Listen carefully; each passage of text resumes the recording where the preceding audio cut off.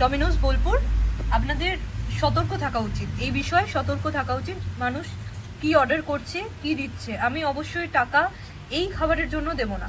আমি টাকা দিচ্ছি মানে আমি আমার প্রপার খাবার আমার চাই। চিজ বার্স্ট, ভাবলাম সারাদিনের ক্লান্তির পর চিজ খাবো, চিজ। এই দেখুন ভিতরটাতে বুঝতে পারবেন চিজ এরকম জমে গেছে, এটা হচ্ছে চিজ। দেখুন দেখুন চিজ জমে গেছে, পুরো জমে গেছে। আমি অর্ডার করেছিলাম ডমিনোজ থেকে, ডমিনোজ বোলপুর থেকে, এবং একটু আগেই আমাকে দিয়ে গেল। আমি আপনাদেরকে দেখাচ্ছি ঠিক কতক্ষণ আগে আমাকে আমার ডেলিভার হয়েছে। এই যে দেখুন, কোথায় দেখায় যেন, এই নাম্বার থেকে, এই নাম্বার থেকে আমি কল আসে, ঠিক আছে। তো দেখুন 10টা 13, এখন বাজে 10টা 21, 10টা 13 এবং 10টা 21।